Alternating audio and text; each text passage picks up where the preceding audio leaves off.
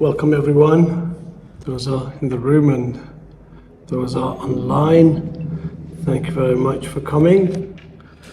So this is officially the second session of me going through Masnavi. And last week we went through Neynameh, which is the first 18 verses, which Rumi wrote before starting or coming up with the idea of Masnavi, because Masnavi was suggested to be written by one of his top kind of followers, Chalabi, and yeah, he suggested that there are books that we go to learn about Sufism, but you are the top guy. Why don't you write a book? And he said, you know what, I wrote the beginning. And so in Iran, we say the whole 6 books is an interpretation of these 18 verses. They are very important. But I think, it's a bit of exaggeration, but it's quite important. The story of the reed, in a way, the tale of the reed, which is the first 18. If you really tap into the essence of, to the core of Rumi's teaching, it's about encouragement to find love through losing yourself. So the idea of negation, it's his way of kind of going about it. So you're stripping everything which is wrong to get to something that you cannot repeat. It says sun came as a proof of itself. So if it says, the divine God, love, all the real things, they don't need you to believe in them. They have a presence. If you don't feel the presence, you don't need to believe in them. So there's an encouragement of, don't just follow because somebody else is doing it. Welcome. Hi. Yeah, no worries. Grab a seat. Sit over there. So there's that invitation to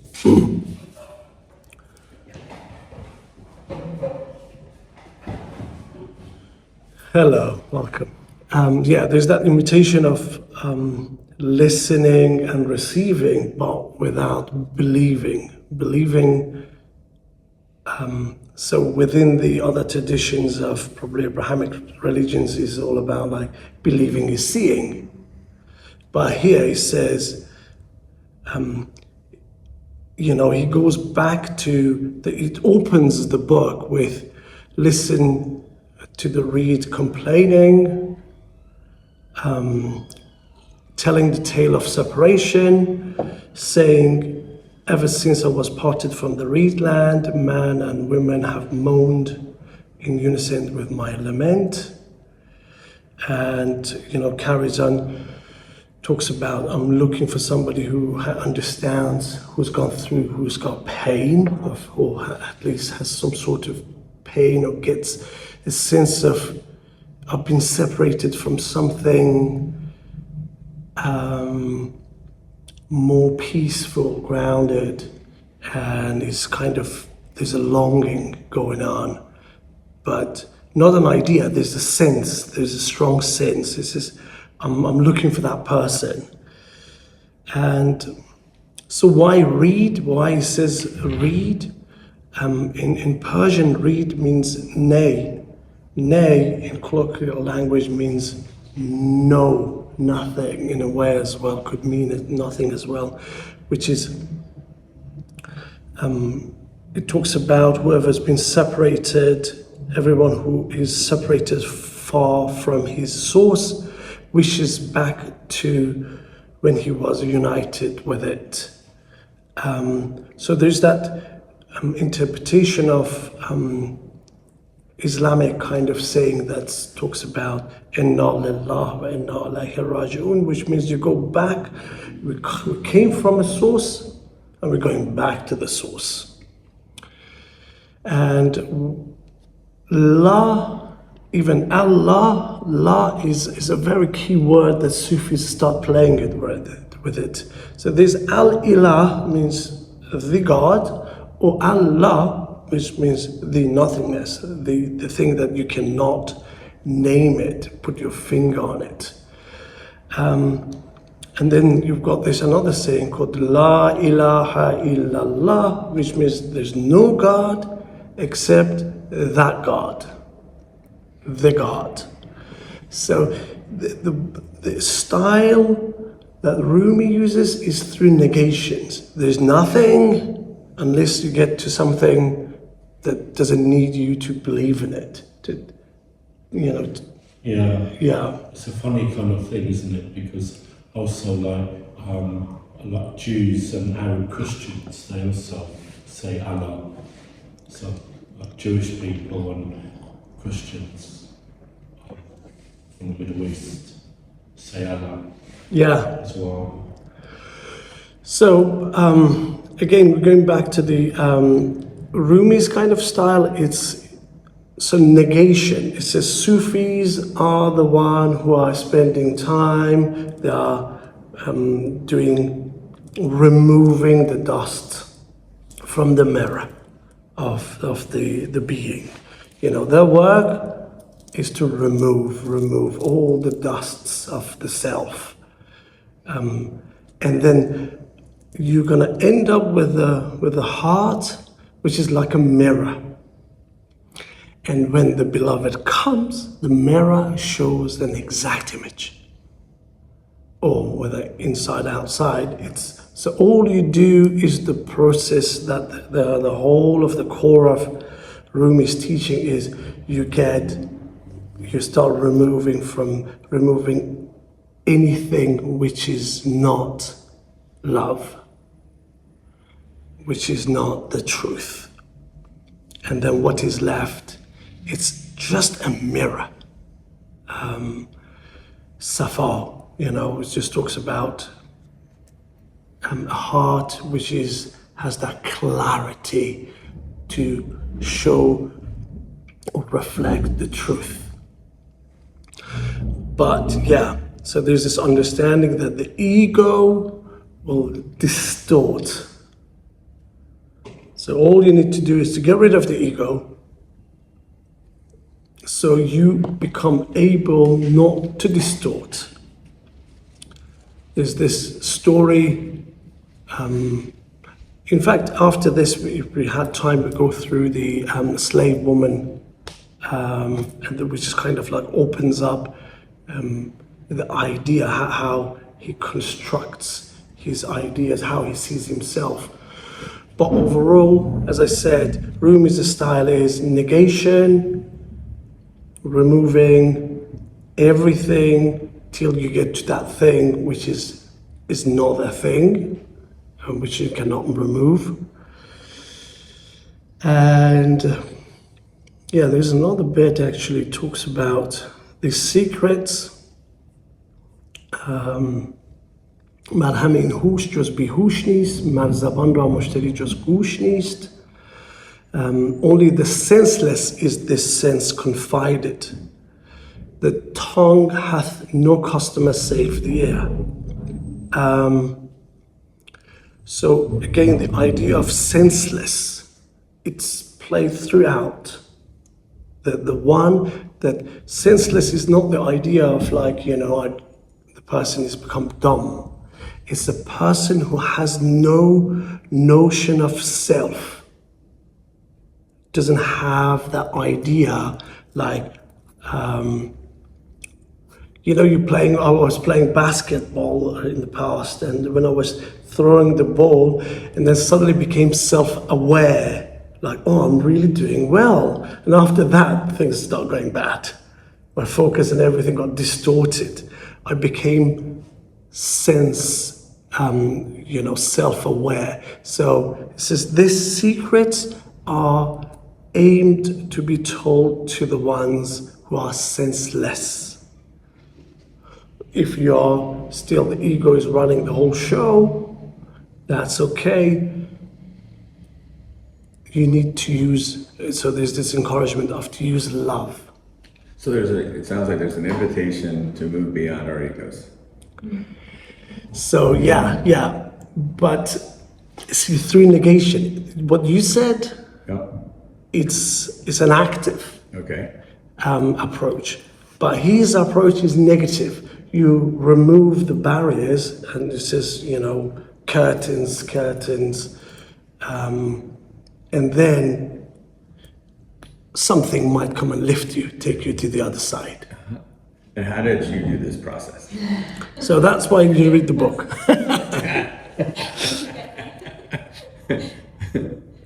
So welcome to the club.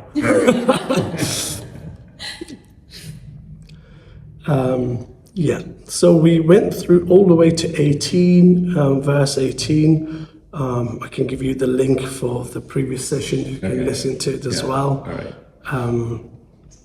So you're not feeling you're missing too much. But overall, I think the idea was what I kind of tried to point here. Okay.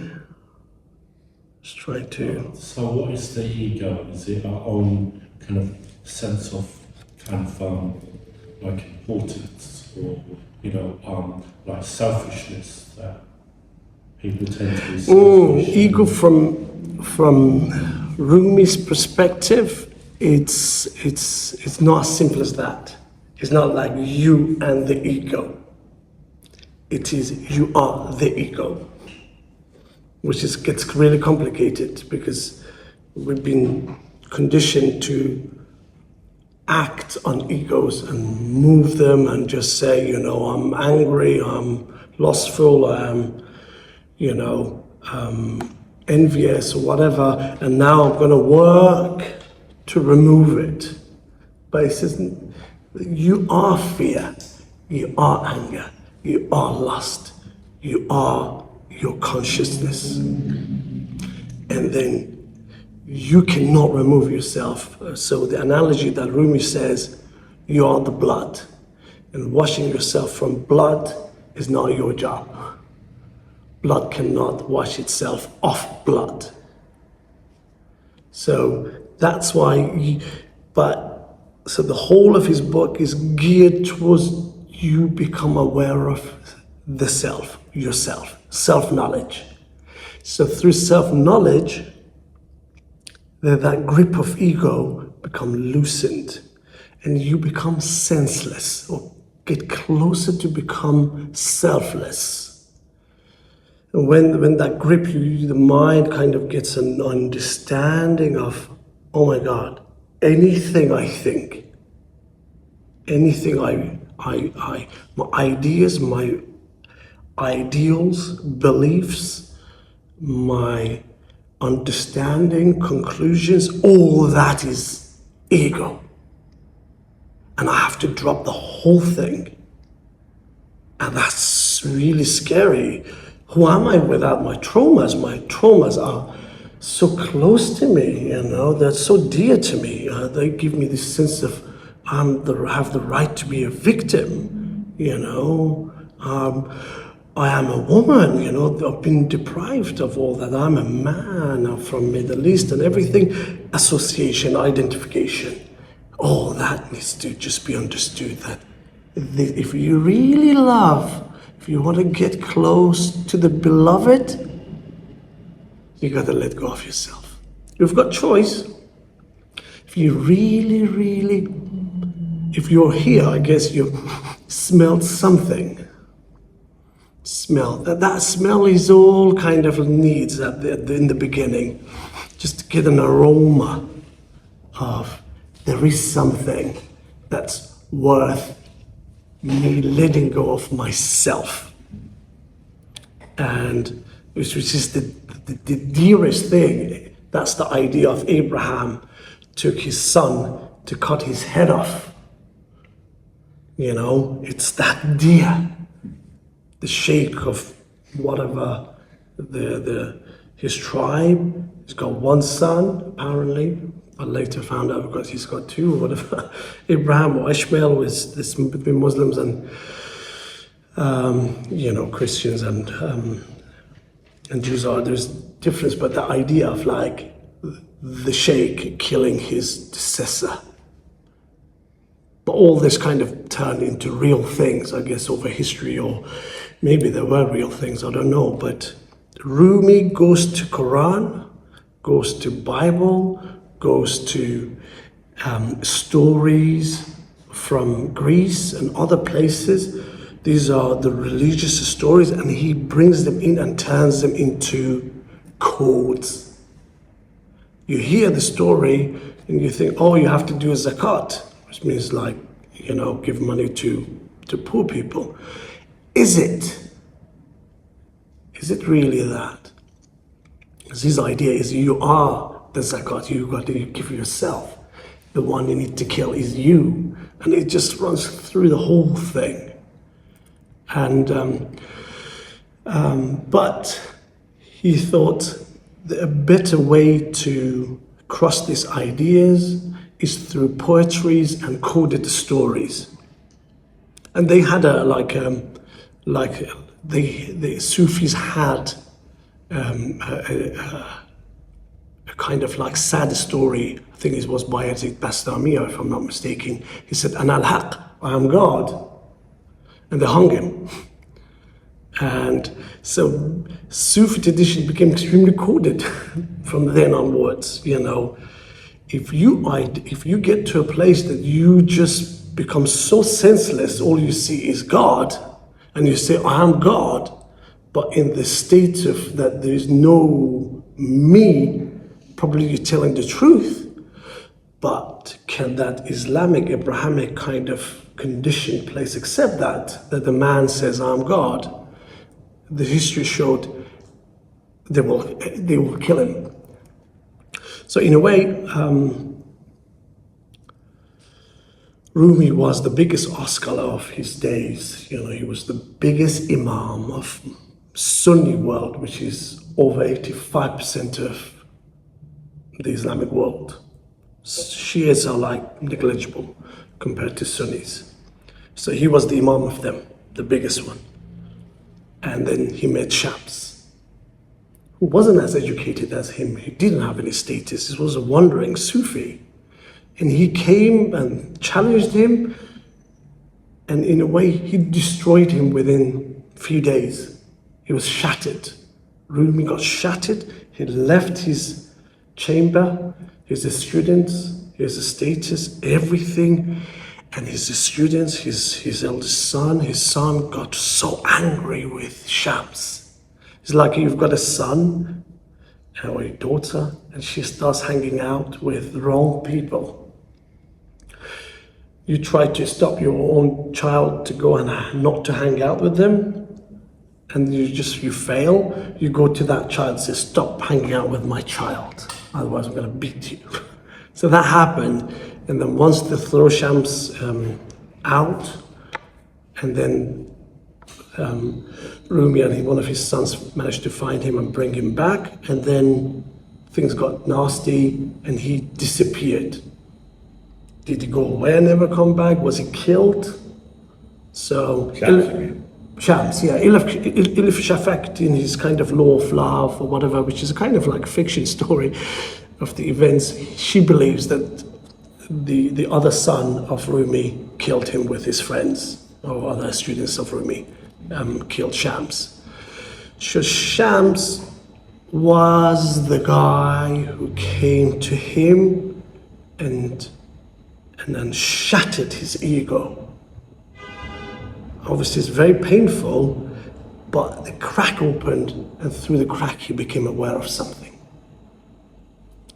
And then you will hear referring to Shams here and there in his book, but there's another thick book called Divan Shams, which is the Book of Shams, which is kind of like dedicated to him. Here and there you will hear, as we go through these verses, you will hear Shams, like very coded, but you know. So openly talking about your beliefs in an Islamic state, and especially if your understanding of Quran is not like everybody else, Could be dangerous. could be dangerous, still can be dangerous. Probably I'm safer to speak about this here than being back in Iran. So, okay, going back to the, it says, none that is raw understands the state of the ripe, therefore my words must be brief, farewell. He said the 18 verses and it says farewell, there's no point in me talking to you guys, I like you just stupid dumbs, you know, I'm gonna say bye-bye. And then when Chalabi told him, you know, you gotta write a book and explain your philosophy, your understanding, the secrets that you are seeing to us. And he says, maybe that 18 verses that I kind of brought it to a closure can be useful as the beginning of this book. And he just started, you know, going through it, and then only 26,000 verses came out. Which is apparently the longest poetry book in the world. And is it a poetry book? No, because it's a university or whatever.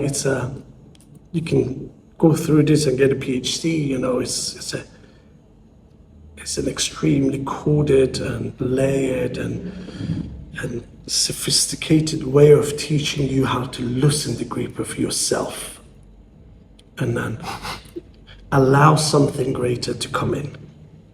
Okay. It says, band bogسل, this is 19, book 1, 19, verse 19.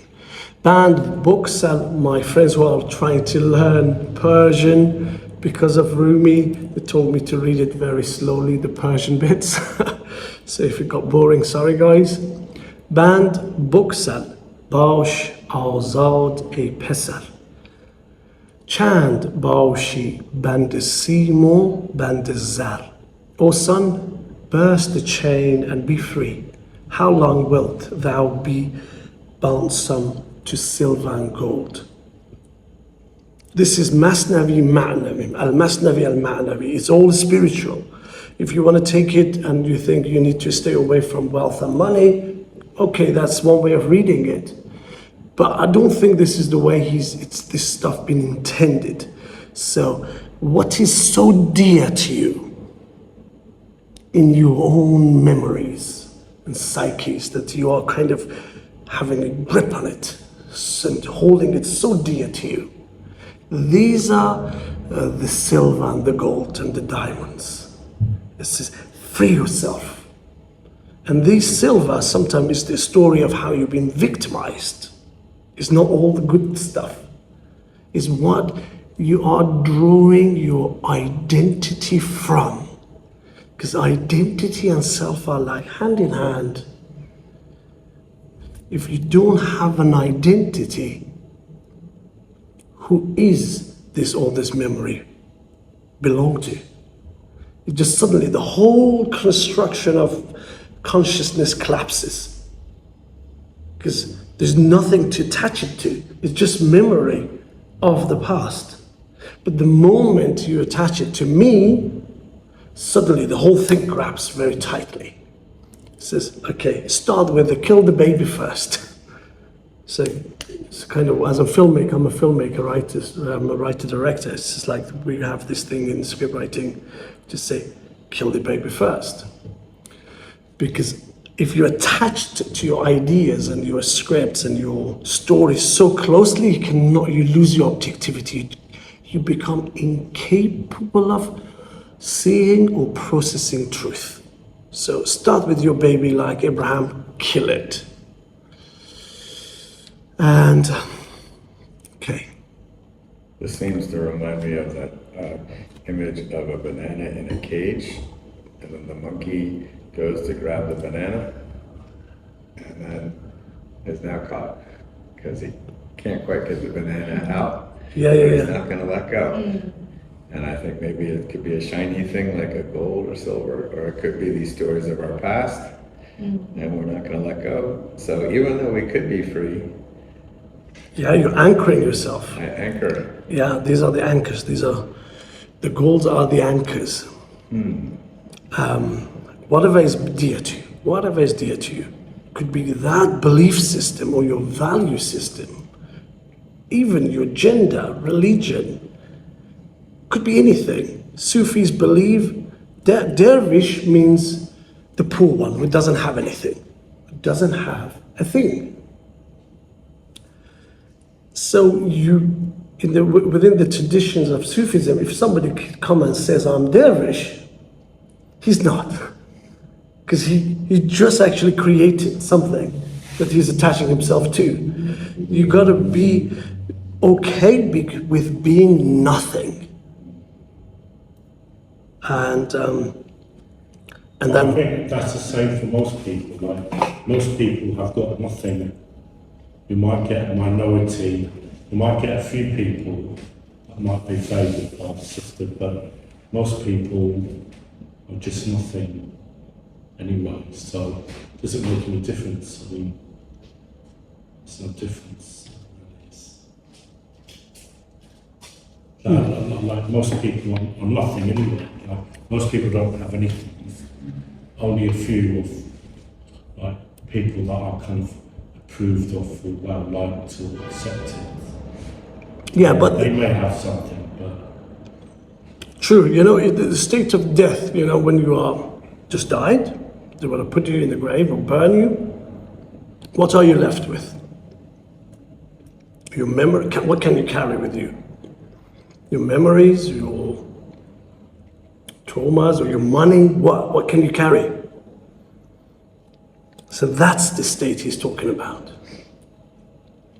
Arriving to a point that you cannot go through.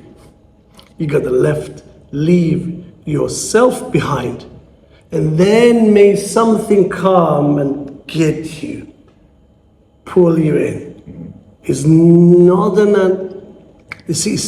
it's the process of loosening up the grip of the ego is not an active approach. It's a passive. You're just letting go, up to a point of you make it, love likes you and come and take you. Which is kind of like, if love comes, you're done, It's a catalyzer. Suddenly you cut through. You're done or you're beginning? You are done, the self is done. Oh, okay. Yeah, it's شمایل تو بدیدم نه عقل ماند و نه هوشم. You saw you and lost it. See that? Within the Sufi tradition, especially of the Persian culture, Layli, the beloved, is that beautiful goddess that when you see, you're left speechless, senseless, selfless. You lose yourself. And that's the catalyzer. The love kills you. So in fact, in Persian, like we say, oh, she killed me. We still have it. She's so beautiful that killed me. Still, you have a sense of wonder. It's very much associated to it. So like suddenly you're exposed to something which your brain suddenly cannot associate it with anything of the past. And there's a sense of wonder.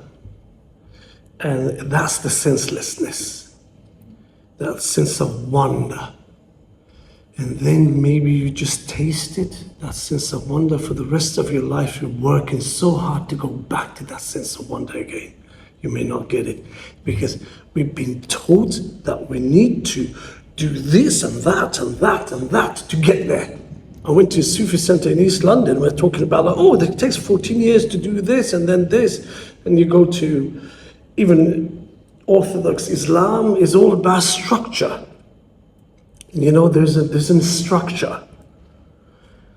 But kharabati, which is kind of like in Persian, we talk about kharabati, means kharab means destroyed, abad means constructions. So imagine like a castle which is, its glory is when it's totally destroyed. So kharabati. Well, this person's kharabati means belong to that castle which is destroyed. That sense of nothing is left to associating yourself to. You mean you destroyed yourself, you're dervish. Okay. Ban بگسل باش آزاد ای پسر که چند باشی. Okay. O son, burst thy chain and be free. How long wilt thou be bondsman to silver and gold? گر بریزی بحر را در کوزه ای چند گنجد قسمت یک روزه ای. If thou pour the sea into a pitcher, how much will it hold? One day's store. One day still? One day's store. How much can you hold on in a vase? Yeah. As much as for one day. Yeah. Kind of consumption. You cannot hold it. So the self is that pitcher. And you want to go to the beloved and you want to invite the beloved. How much can you take? You're so small. You know, only when this vase is broken, there might be a chance of invitation of the beloved, which is, you know, boundless, timeless, all that, eternal.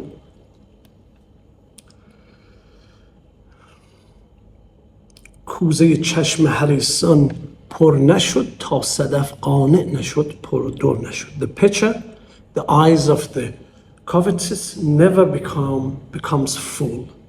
Please, if you don't understand anything because of my accent, repeat it so I will get to the bottom of it. The oyster shell is not filled with pearls until, sorry, I lost it. Filled with pearls until it's contended. So it's two different ideas. It says, it just suddenly remembers, you know, the covetous never feel enough because it doesn't really hold much space. When you don't hold, your space is so small, you want to just keep filling it, but there's not much space, so you're going to have a lifetime of trying to fill it with knowledge and money and fame and love and all that. Just give it, but because it's so small, it's impossible to fill it. کوزه چشم حریصان, yeah, the pitcher, the eyes of the covetous never becomes full. The oyster is not filled when the pearls until it's contented. So there's this Greek kind of idea that the pearls created when the oyster came to the surface of the water when it was raining and opened his mouth. When he got one drop, got it, went down and made pearls out of it. It says if it didn't close, wanted more, never would have kind of like create pearls. In a way, I think indirectly it talks about the understanding of your limitations, of the limitations of self. So you close, stop the seeking, stop the action, stop that closing. هر که جامه ز عشقی چاک شد از حرص و عیب کلی از حرص و عیب کلی پاک شد. He alone, or she could be, you know, is the mankind.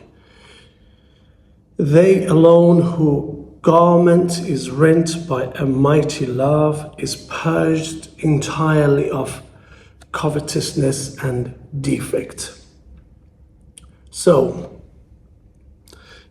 it says, talks about love. It's just, okay, now he's just coming back to the core of his teachings. You could fall in love with a man, a woman, or a thing But that love, he believes that love is the beginning of the bigger love. So hold on to it. That's going to get you across.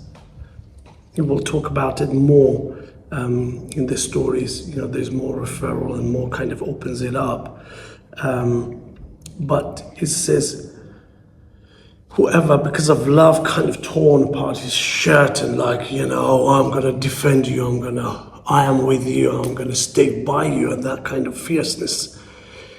That who stands for love is the one who is going to get rid of all his character defects, the ego. So he just throws the secret. Love is the one who is going to stop the nafs, the self. Unless, you know, opposite the kind of like mainstream religions, which is kind of like works on one kind of character defects, nafs, the gluttony, envy, lust, whatever on itself. But he says, you know, you want to get rid of the whole thing, go and find love. There was this kind of like story of Shah Hussein, Sultan Hussein. He had a dream that he became a pumpkin was on sale in the market.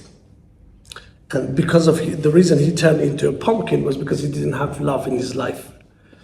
So in the morning when he woke up, he was so taken by the dream, he was just told everybody, I'm in love. It's just like, and they became really curious. Who are you in love with? This is whoever you say, I am in love. This is the importance of being in love. It's so important. It really doesn't matter who, but being in love, the object may not really matter very much. You know, in Persian we say this person is ashiq pishe, means his job is to be in love. It's kind of like, he's a sweet person who just sees a flower, oh, and sees a cat, oh, and then, you know, just, oh, you've been so sweet, oh, I love this, I love that. You know, that nature, the sweetness is the person who is not really in love with one person. Is the love somehow found its way inside this person. It just became extremely sensitive. Just like things get into her or him. Did Rumi once say that there's kind of goodness in every religion? Did he say that? Like, there's good things about every religion. He didn't say that one religion was better than another religion, but he said that there's goodness in every religion. Did he say something? Yeah, I mean, so Rumi's perspective is, he doesn't really focus on religions or ideas. He says, focus on you. He says, when you are so clear, you don't have the movement of self, the egoic thinking has stopped. And that, out of that clarity, whatever you look is holy. Whatever. There's no limitations. You can see wisdom, holiness, beauty in everything. Even he went to jokes of his era, and he extracted deep kind of, I want to say philosophical, but more spiritual teachings out of them. Like, you know, one story is, just to add a spice, it says that this woman has a lover, and then she wants to have like peculiar fun with the lover now. Just kind of, they've gone behind that stage of like having done so much behind the back of the husband. Now she wants to take it to a different level. And she kind of like pulls a trick. He just tells his lover to hide in the bush. Whenever I called you, come out. And so this story probably was a joke at this time. So what happens? She says, "Oh, I want to climb this tree," and he climbs the tree. And then when she's on top of the tree, tells his husband, "What the heck are you doing? Who's the man on top of you? You gay?" She's like, "What the heck are you talking about? No, there's nobody here." He says, "No, I can see it. Somebody's on top of you having sex with you." And he says, "No, nobody's here." And then she comes down and says like, "You don't believe me? Go on above there and look down." And he climbs the tree, goes look down, and he calls the lover, and they start having sex, and the guy looks down and sees his wife having sex with somebody. And she's like, "Oh, you vicious woman, what the hell are you doing? Who's that man on top of you like a monkey?" He's like, "There's nobody there, I told you." And, and then Rumi says, "This is your ego. This tree is your ego. It distorts your vision." And also, it kind of like another layer of it is the society makes you believe, makes you see things that they don't exist. Give you a love of that car or that status, that that idea, that lifestyle, which is prosthetic to you.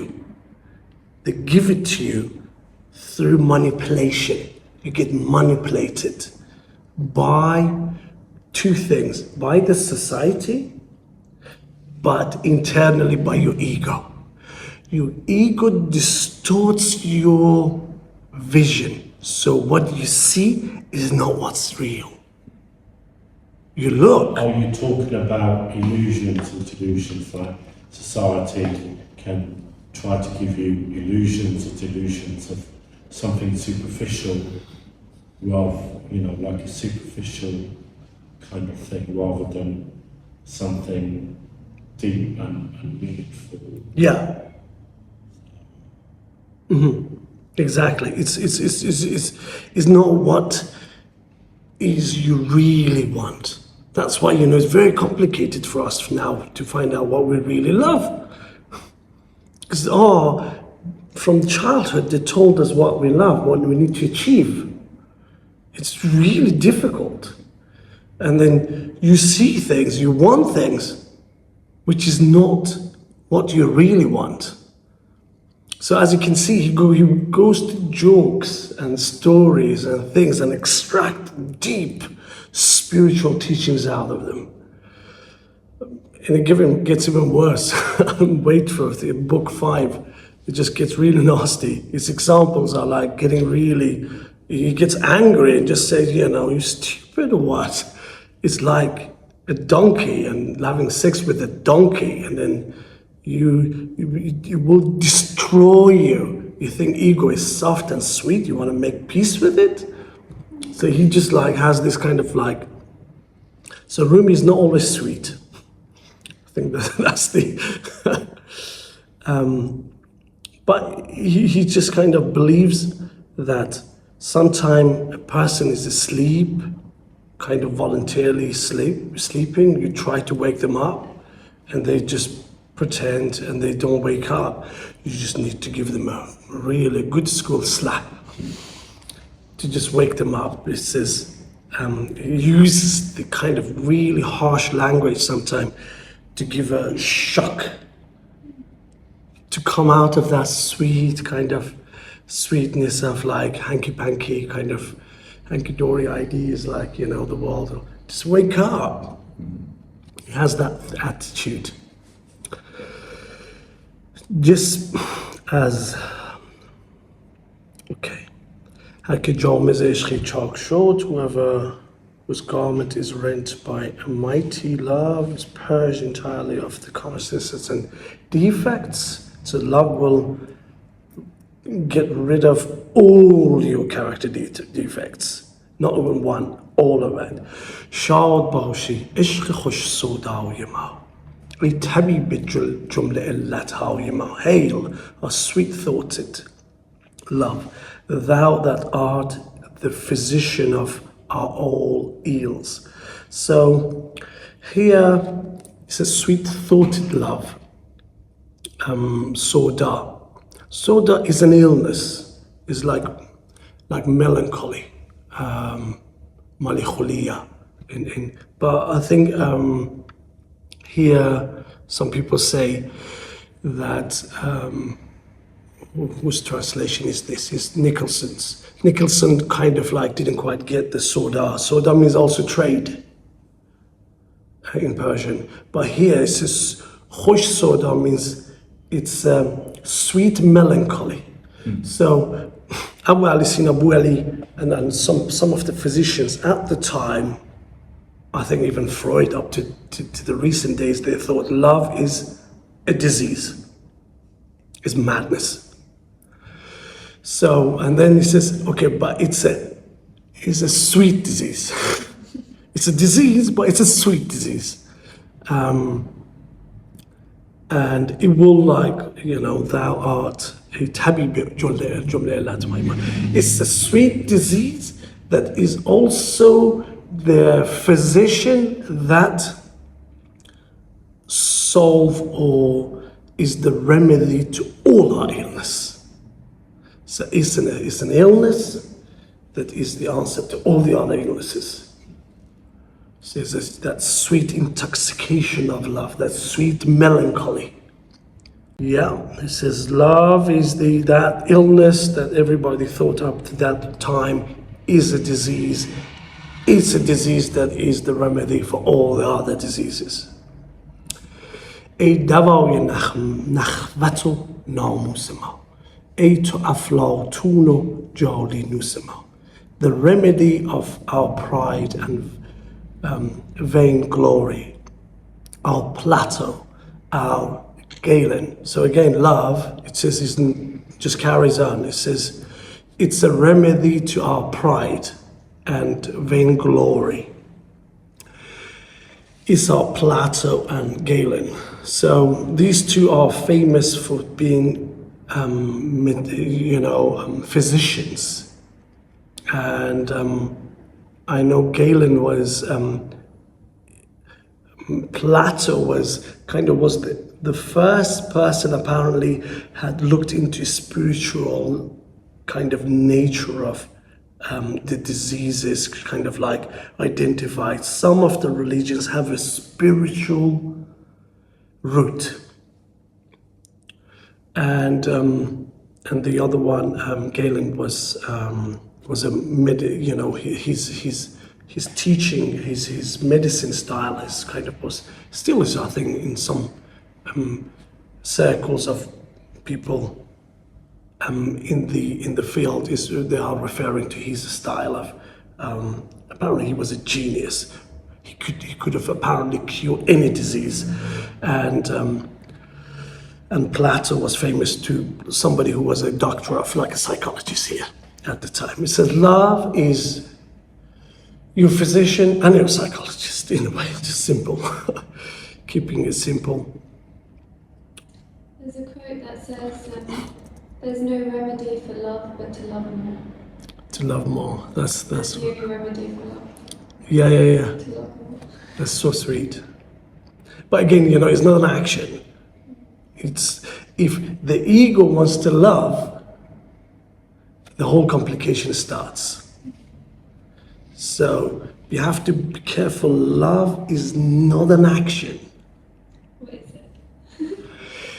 It's a byproduct of understanding the other, the self.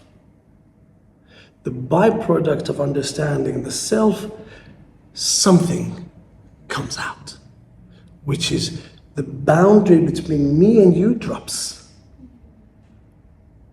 Because the self, I realized me is an illusion. When me is an illusion, there's no separating factor that separates you from me.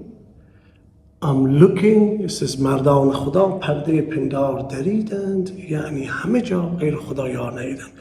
The wise people torn the stream of thoughts, and they sow God everywhere. از هر دست که دادند از آن دست گرفتند، هر نکته که گفتند همان نکته شنیدند. Whatever hand they gave, with the same hand they took. Whatever they said, with the same person's ear they heard. So that the boundaries collapses. So there's no I love, is love. There's no sense of me loving, because there's no me. And that's love, you know, when the brain become aware of, oh, I don't actually exist. I think, therefore I exist. I identify, therefore I exist. And then there's a gap, there's a silence, there's a shock to the system. And when there's a shock to the system, the whole movement of thought stops. It becomes like it's been running, achieving to do this, do that. Suddenly realize, oh my God, I'm digging my own grave by moving, by desiring, by wanting, but not wanting, by wanting to safeguard myself, but trying to be loving even. I'm digging my own grave. So that, out of that understanding that anything I think about, anything I do in the psychological or spiritual realm, anything I do creates the division. You want to connect with the flower, smell it, and then thought comes, suddenly there's no connection. I have a question. Is it possible to find happiness in another person? Or do you have to, first of all, do you have to go inward and find happiness in yourself? Because otherwise you're not able to offer anything else to another person, are you? Unless you're no, these are the 21st century kind of jargon, self-love, and self yourself first to self. What self? What self? You know, talk about, you know, I need to honor myself, give myself love. Who is the one that wants to give love to the other? You know, the division between the observer and the observed. This is Rumi plays with, it's just a different level altogether. The whole psychology and philosophy of 21st century collapses under the weight of his philosophy and understanding. It's just, there's no, the one who wants to solve the problem is the problem. And then what can you do? This knowledge suddenly become irrelevant. Because if you're not happy yourself, what can you offer to another person? You can't make another person happy unless you're happy yourself. So, I think Krishnamurti talks about this, you know, you are the world and the world is you. You want to love? Just understand the one you want to love is you. And if you want to help, just see that the one you want to help is you. You are the world. The vision collapses. There's no observer. Observer understands, I am the one I'm looking at. And then suddenly, all the action of me trying to sort something out, arrive, achieve, become free, becomes futile, is irrelevant. I am the problem. So what can you do? What can you solve when you are the problem? Suddenly you're stuck. And that being stuck, there's no way you can go. Understanding I am the blood. And then the fact of it, the fact I am, all the chaos in the world happening. People are dying in Gaza, and then starvations and all loneliness. I am all that. I am. The self, the ego realizes, I am the cause of all that. Suddenly you can't put your finger. You are the problem. It just suddenly, there's a silence. There's a silence. There's this extreme sense of powerlessness, which is the ego should arrive to get to that point. Ego arrived to that point, I am the problem. Is it about power? Is it about powerlessness, or is it about having power, like power over people, that kind of things, that like power and self-empowerment, like what you say about power? Yeah, I think going to referring to what you say, he says, imagine like a sparrow, a little bird, like blue-tit. That's how much power it has, how much the flying kind of ability a sparrow or blue-tit has compared to the ego.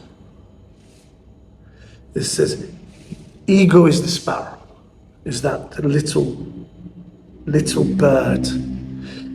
And the way he can see is so limited.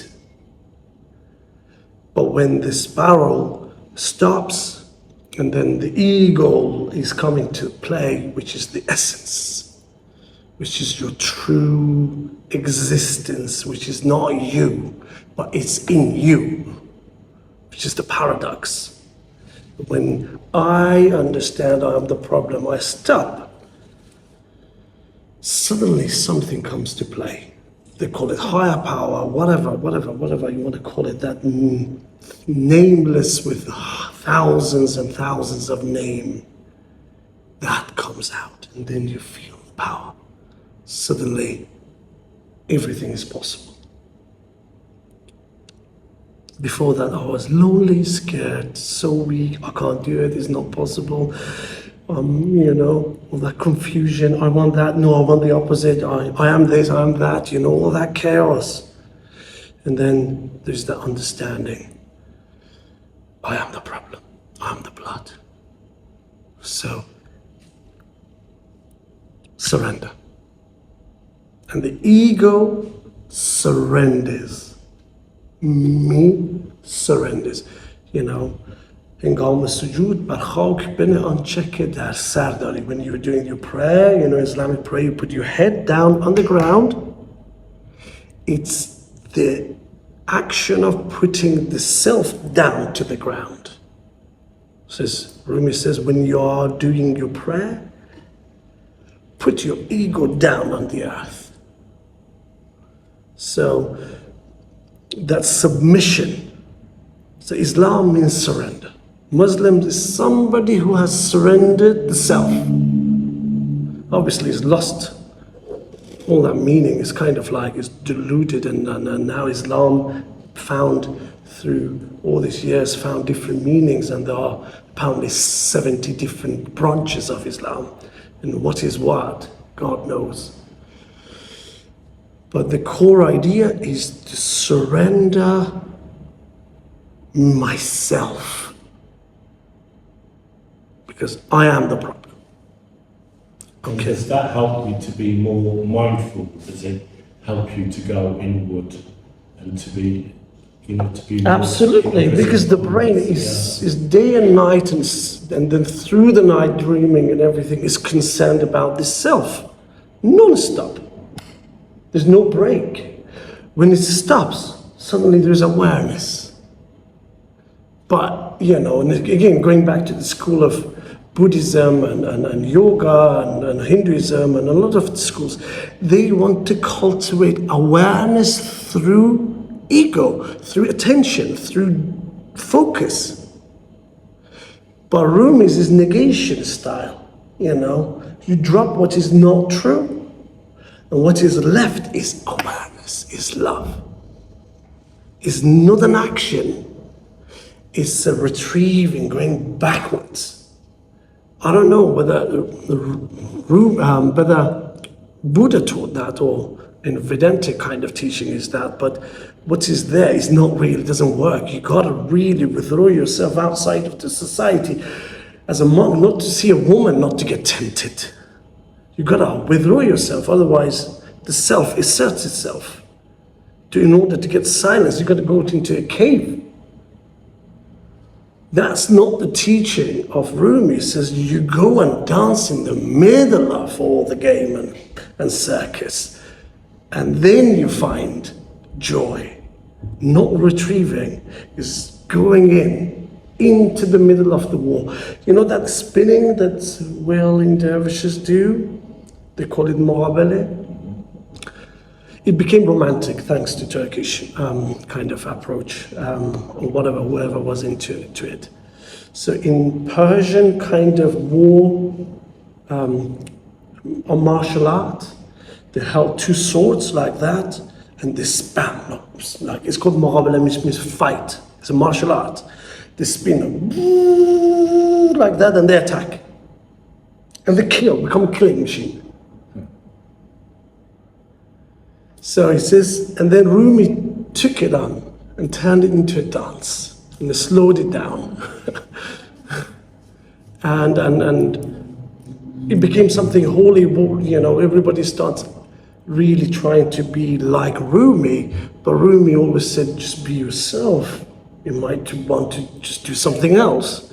But it became really, it talks about like, you know, close-minded following and imitation. It just kind of has some rude words for it. It comes, but I think it's the same with Jewish Kabbalah, like Jewish Kabbalists, like it's very similar to some parts of Buddhism, and you know, like Jewish people, they meditate on the Hebrew letters because they believe they can find happiness through meditating on Hebrew, the Hebrew alphabet. So yeah, again, is there an objective in the meditation? But Rumi says, "Mu'minan ra fi salat da'imun," means the mu'min, the one who finds security, a Muslim, is the one who is in meditation 24 hours, 7. It doesn't stop. It's you become aware, you've been drifted away for 2 hours. That's awareness. But in the power of now, a control attitude and kind of whatever you teach, you're getting hurt from it, this kind of meditation, there's all objects, you know, you want to seek an object, and if you're drifting away, it's okay, come back. But no, in the Sufi, in the Rumi tradition, let it go. Go with it. You know, just be aware of where the mind is going. How are you going to get to know yourself? If you want to direct it to something. And who is directing? Is it different from the one which needs to be understood? You know, the division collapses. There's no, observer and the observed. The whole thing collapses. It's one thing. So it's adult stuff. You know, Rumi stuff is adult stuff. So this is sort of like the gist of what you're trying to get to for our session tonight. It's just that we have to not want, but just let go. You see, it's all coming because we've been so conditioned by action. Yeah. And we turn wanting, not wanting into an action. Is the understanding that through wanting the ego is born. It's okay, you know, you just throw yourself in front of a bus, up to you, but you know the bus is gonna hit you. See, the inherent intelligence in you when it's awakened is just refuses to participate. Okay. It's an understanding, it's not an action. Okay. So that's why you let the teaching to penetrate, to go in. It's just very passive. You know, I'm here, I'm listening myself as well, alongside with you. It's just letting it going, and then a click might happen. I call it partial insight. That releases certain amount of power. And then, you know, little partial insight may lead to that insight. But this partial insight releases energy and awareness. It's not an action. It happens to us. And we call it, this is the love in action. You are here because love chose you. There's this kind of like attitude of, you know, you've been pulled. You don't know, you know, something is playing a game. And you will play, you're being played. Just go, you know, this is a Rumi's attitude, kind of like. So as we experience love in action, a byproduct of that will be we're holding on to less. Love is the byproduct of me understanding I am the problem. I am the hate, I'm the fear, I'm the selfishness, I'm the envy, I am all that. The very understanding of who I am releases my life force, John, Yeah. the life from the shackles of me, from the grip of me, over it. This human being is alive, he's looking, can fall in love, dance, go to work and do everything. But me, I'm interrupting the whole process with my, you know, inclinations, desires, conclusions, and all the kind of the evolutionary conditioning of, in a cellular level, I want to eat and take and wreck and the violence in me, and you know that territorial nature is not just the ego, it's also the selfish gene level. It's layers of conditioning, both mimetically and genetically. It's complicated, but you know, you just let it in, and just observe. Through this observation, whatever needs to happen will happen. It's not an action. And when you are teaching these courses, like what do we do on our next course, like next week? We're going through the book. This is the opening, but the next one is the story. Okay. It's a story that of a king and who falls in love with a servant girl, with a slave girl, and then he gets stuck, and the servant girl is in love with another man, and then and because she's been separated from him, she falls in and dying, and then he's in love with her. There's so much complications, and then he prays to whatever, and then dreams somebody comes, and then somebody comes to rescue, to sort out the problem, and the physicians are, so he says, all that is you. All of them is you. And then it starts, decoding, like the brain, the knowledge, the ego, the essence, this kind of the life force. It just kind of like uses stories very, very kind of precisely, Yeah, I get but that. does not explain. Yeah. Because, as I said, But you experience the story, and experiencing the story gives you a sense of pattern or whatever. yeah. He understood that stories talk to the subliminal mind. Yeah. They bypass the egoic barriers. Yeah. And also will save his ass as well. He might get killed if these teachings are very raw out there at his time, with all this religious osculars of Muslims, they would have killed him. Yeah. He needed to code it. As I said, they killed one guy. Who just kind of like, and possibly Shams was killed as well. So because he was also open, you can't be open about this stuff unless you're in London, I guess. Let's hope so. Question: you said that through wanting, the ego is born born, what is it that the ego wants? So ego wants not wanting, ego desire. Desire is the engine of the ego. You know, I want to become free of ego even. I want to become happy.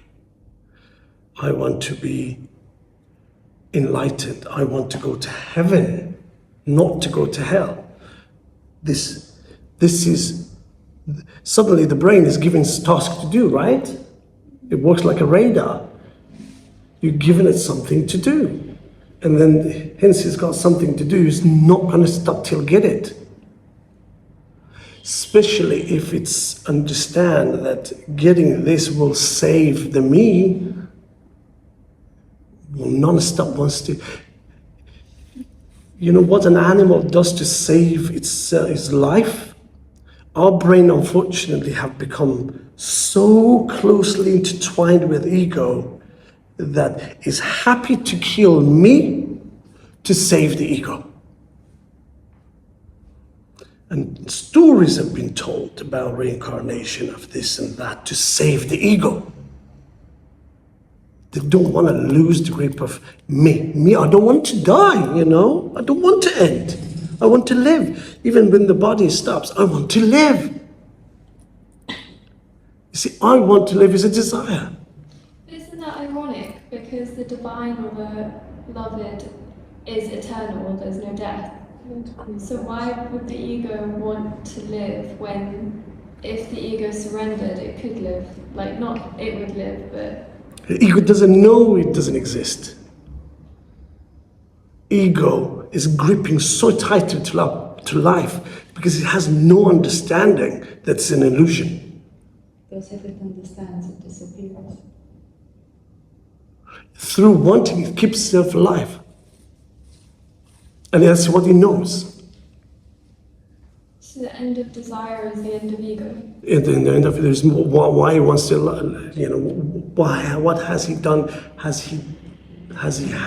What does ego have to do if there's nothing he wants? The least he wants to do is wants to protect me.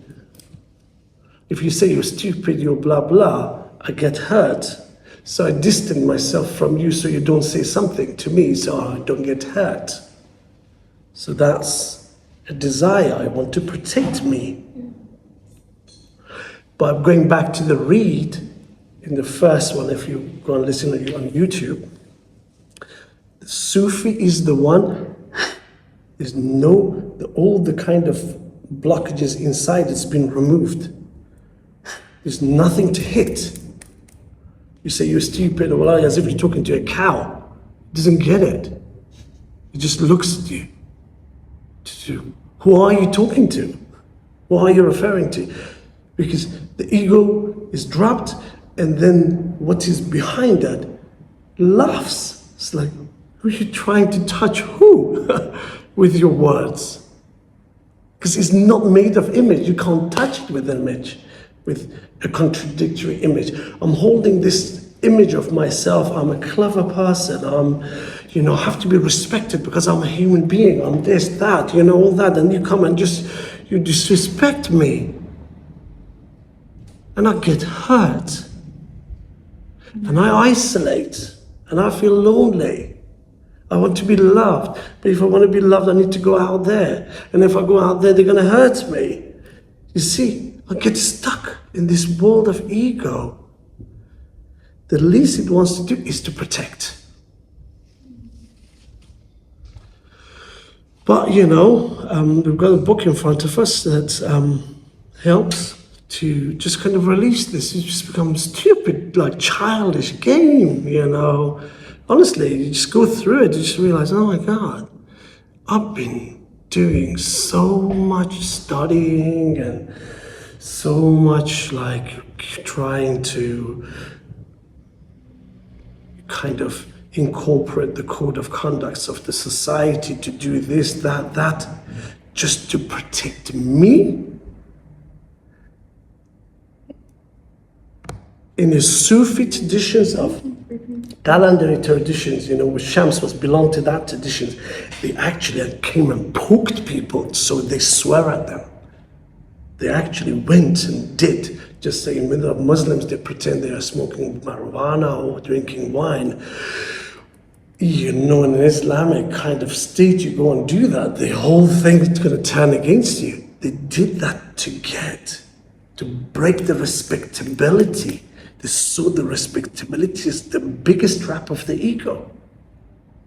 They didn't want it to be. In fact, they wanted to be disrespected, because what they get hurt is the ego, which is the enemy. So they put themselves out there. You hit, so thank you for hitting me.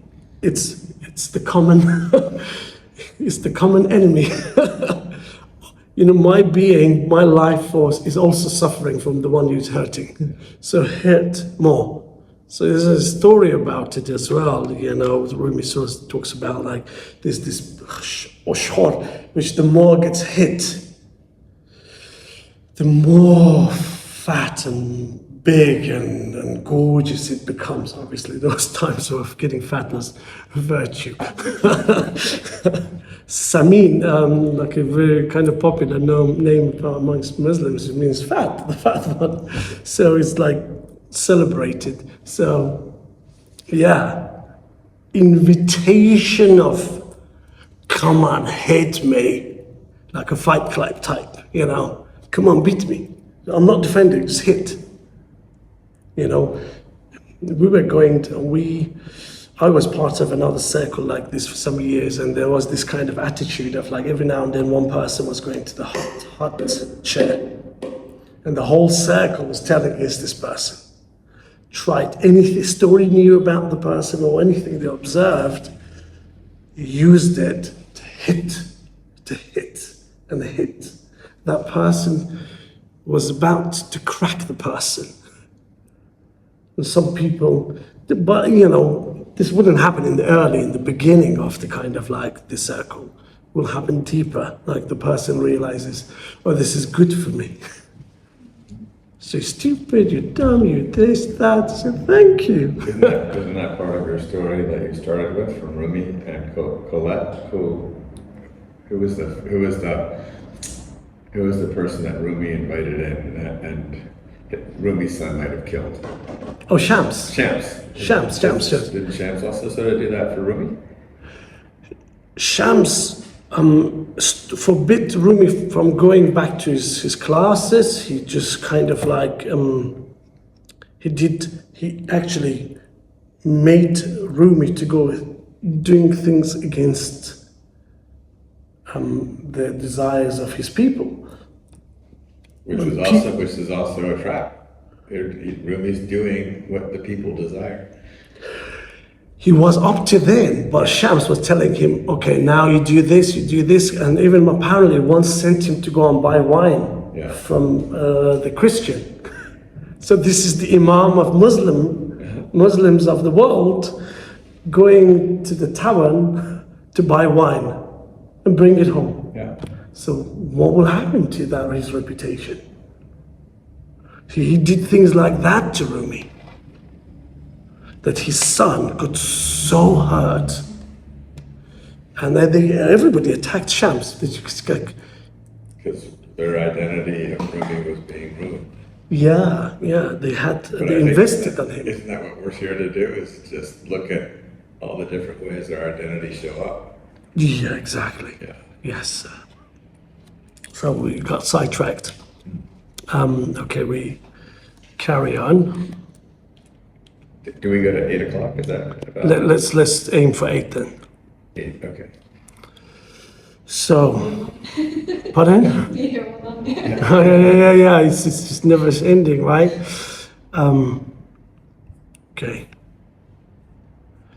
ای دوای نخوت و ناموس ما. اوکی. چشم خاک از عشق بر افلاک شد. جسم خاک از عشق بر افلاک شد. کوه در رقص آمد و چالاک شد. Through love, the earthly body soared to the skies. the mountain began to dance and became nimble. So it talks about Muhammad's going to Ash, you know. There's this understanding within Islamic tradition that in Laylatul Qadr, he went to the 7th level of sky with God, close to God. And so again, he turned it into symbol. It says, what love did, lifted mankind to the 7th sky. Muhammad, being a body and a flesh like us, was lifted, raised to the highest level that even mankind cannot go, but love did it. And کو در رقص آمد و چالاک شد, the mountain began to dance and whatever. It talks about, again, another story, which is another kind of historical fact, or whatever, I wasn't there. Moses in Sinai desert, when they left Egypt, they went to Sinai, and there was this mountain that he went to, Mountain Tour. I don't know what's in English, possibly another name. Mount Sinai? Mount Sinai? Yeah. Okay, so in Persian it's got two names, but yeah, Mount Sinai, he went there and he was talking to God, and he says, God, I fancy seeing you today. So like, seriously? You want to see me? He says, yeah, I want to see you. I said, look, I'm going to have a look, I'm going to expose myself to the mountain, and after that you tell me if you still want to be seen by me, if you want to see me. And then he looked at the mountain, and then suddenly the mountain exploded. It says, and then he fell off and went unconscious. So that's the story from Bible or whatever, from Quran, but here he just turns it, he changes the whole codes and everything. He says the mountain became, when you expose yourself, the mountain starts dancing. And it says, again, it says, and then the mountain is the body. It's my chest. When you expose yourself, it started shaking. And in the next one, it says, we got dancing and became full of energy, like it became nimble. عشق جان تور عشق جان تور آمد عاشقا تور مست و خر موسی سائقا. Love inspired Mount Sinai, yeah. O lover, thou that Sinai was made drunken, and Moses fell in a swoon. So, going back to the Persian, again, John Ishq Tur Ahmad. So the love made itself present to the body, to the human being, in a way, and the human being fell down. Kharra fell. Musa is the mankind, or Moses.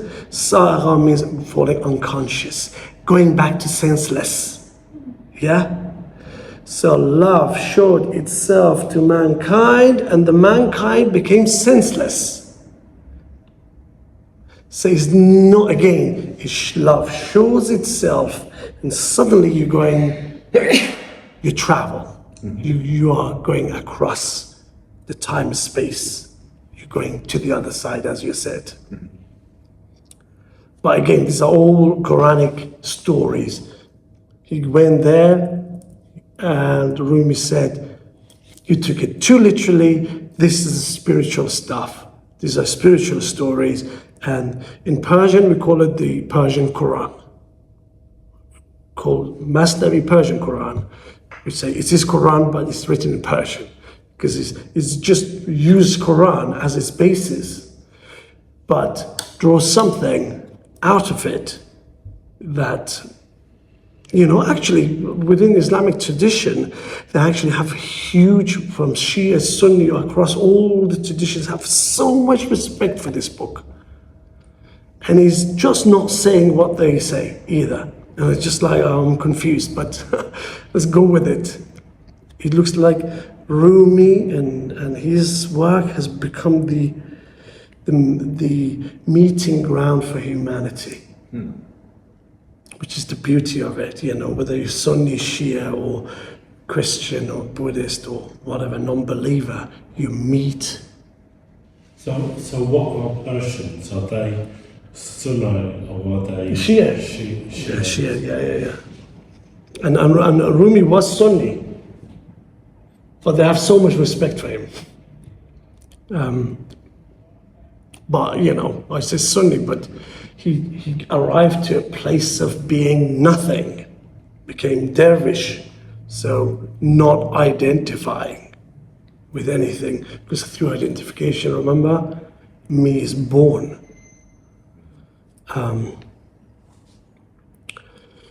عشق جان تو را آمد عاشقا که خر موسی سائقا با لب دمساز خود گر جفتمی همچون نی من گفتمی ها گفتمی. Where I joined to the lip of one in accord with me, I too, like the reed, would tell all that may be told. So it talks about, you know, meeting Shams, that when he met him, there was that kind of like a reed meeting the master player, flute player, and then suddenly it starts playing notes that he didn't know it existed in him. It says like the reed, like the flute, if I meet the one who either plays me or who listens to me so deeply, I start playing notes that I don't even exist. I become an instrument to tell you the things that you need to hear. That, in a way, there's a lot of talking about like this, the reed, the body, the human being is used to tell you what you need to hear, that the reed may not take it itself. So mankind may not take it themselves. So we might feel the vibration of the divine. Yeah. Or if you hear the vibration of the divine, it makes Rumi or the one whoever tells the story, you know, nimble and they start saying things, doing things. Songs will come out of them that they didn't know they had it in them. So what's fun about that is suddenly, if we're a group of 6, there's 6 people listening. And it would be funny if you just say, oh, yesterday I had a prayer, I asked God to tell me something, and suddenly I heard it. And I have no idea what I said, and you just say, oh, I got it. I got what I asked yesterday in my prayer. I heard it. And me not being, just what the heck are you talking about? Because, you know, it's just again, it says, when I joined to the lip of one in accorded with me, I too, like the reed, would tell all that may be told. So you become literally an instrument of the divine. Yeah, well, the idea is at least that. But it's the listener. It's a kind of like when I became in company of the person who has the capacity of love, or that attention which is of love, the loving attention, which is not a normal attention. Loving attention is just looks, doesn't have an agenda. Yeah. So that will extract things out of me, all the secrets in a way. So what should we walk with for this next week then? Pardon? What would you say our homework is for this next week? I usually think about homework, but since we talked about that, what is told, and you get, when somebody is just saying something and you get hurt, just remember it hurts the enemy of your life force in you. That's the one who gets hurt. So welcome it. You may not in the beginning just welcome it. Discomfort. Well, you see, discomfort is not about that. It's welcoming the disrespect. Because the moment you feel disrespected, just know you have an image. Yeah. What else otherwise it hits? Unless the person is shouting, which is the actual human being is under threat. But even that, they say, when you connect to the ocean of love, and that person threatens to withdraw their love, so be it. You have enough. You know, if they shout or whatever, just, I heard actually some guy who was probably in a deeper stage. He said, you know, they were shouting at him. He just stood there and he was shivering. But the moment the person finished, he was just like, you start walking and carry on. No memory, dropped it. What is the line between that, recognizing disrespect and welcoming it, and then moving into kind of injustice or abuse? Where is that? Where you're not self-protecting in an ego sense, but you're saying no to something that is violating, intrusive, or... You see, there's a psychological and a spiritual level that you welcome, but there is something that affects the human being's existence, not an egoic existence, the actual existence that you don't need to do anything about it. That is extremely intelligent existence. It can protect itself. You will do things that you don't know. You can punch someone in the face without really knowing you've got so much power in you. That human being can protect itself. Trust. You don't need to protect her. But don't you think it's about learning patience? Like the Quran, it says to be a good Muslim, for you to learn patience. So even if somebody is treating you unfairly or unjustly, if you're a good Muslim, you'll kind of have patience, and because it helps to build your character as a good Muslim. Otherwise, I don't think Rumi is interested in building character. Yeah. It's the patience. The patience is very much celebrated by Rumi, but the patience to patience is a byproduct of me becoming breathing of the self. All that virtues is coming out of it. Going back to what you said, if a bus is coming towards you and you're in the middle of the road, what's your reaction? Are you just going to think about it, like how It's it... reflex, but I feel like in See, human relationships, Uh-huh. that reflex is either thwarted or like you overthink your reaction or what you should say, what you shouldn't say, like that. And then, yeah, sometimes you think, am I being excessive? Or, you know, that doubt comes in. And you have that a lot in especially abusive relationships where there's a lot of manipulation. The doubt enters the person who's being abused in a way where it's like, oh, maybe I should do this differently, maybe I could. You see, move out of it and just see what you do. Just observe, you know, like again, meditations is not the Sufi traditions, or this tradition is not about manipulating to get to silence. You're allowing the mind to go whatever it does, and you just keep watching. You're watching yourself reacting. You just keep watching. Through that watching, you become aware of these constructions of the self. Yeah, and because it's easy to react in a negative. If somebody is mistreating you, it's easy to react in a negative way. And most people do that, but if you're an exceptional person, you just sort of are very patient. You just, you know, try to be nice, even if people are mistreating you or treating you badly. Yeah. Guys, online, if you want to participate as well, feel free. Yeah. Yep. I mean, somebody said to me, that's a sign of a good Muslim, you know, to be positive, even if you're being treated unjustly, unfairly. or being mistreated, because anybody can react in a negative way. It's easy to do that. It's a lot more difficult to be patient with an abuser, with somebody who's mistreating you. Yeah, again, so in this school, slightly different from that, You don't try to do something or not to do something.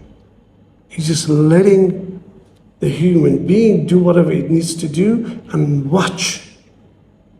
And watch. Like a scientist. Like a mother watching its baby. So are you saying that we end up acting out of love as opposed to acting out of what we think I should do? No. But It's you see, there's a division. At the moment, there's a division between the one who is acting and the one who wants to correct and adjust and kind of manipulate the one who is acting.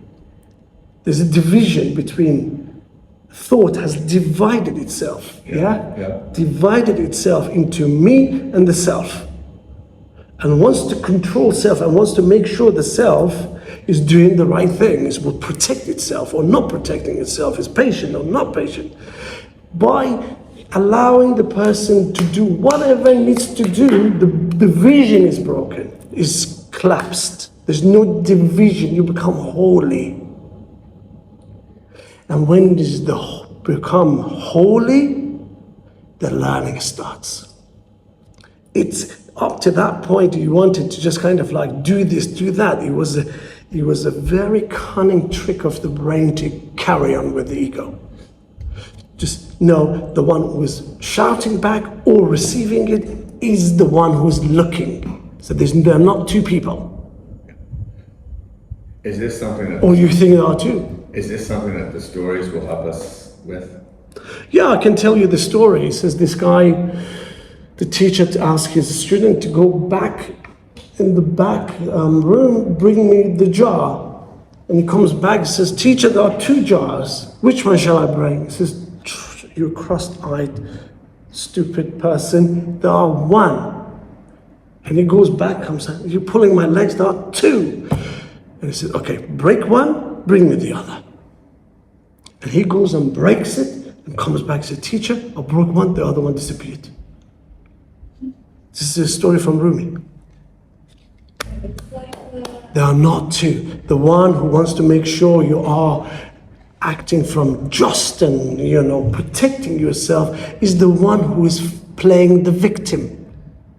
They're not two. The ones who want to protect you from being abused is the one. They're not two.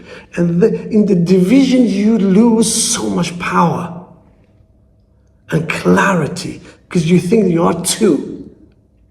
But first action, just accept there's no division. There's not two thoughts. There's not two brains. But the whole society is built on duality. Me and I. I want to help myself to elevate and help me and give myself love or whatever.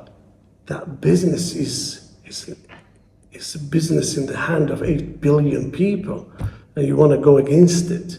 It's not easy, but it was very easy. There are not two thoughts. You just think there are two. But is it important to forgive your abuser? If you have an abuser, then you forgive them. Is that important, right, to remember? If you want to, forgive them, that's totally fine. Up to you. But don't try to stop yourself from forgiving them or force yourself to forgive them or not forgive. Just do not play that game. It's a game that the brain has been using for millennia to carry on existing, or the ego has been using. It's a trick of the ancient times. It's been coming and hand in hand given to us. This guy was saying, somebody, you're going to north and somebody comes and tells you you're going to the south, I just say, what is the first thing you do?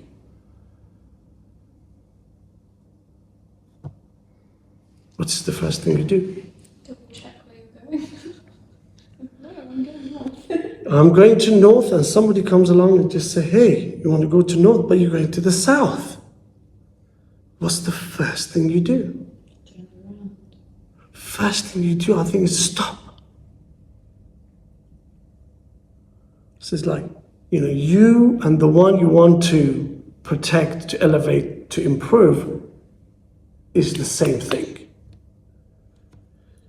Through this division, you've created this very clever doctor, professor, who is telling the other one what you should do. And that way is escaping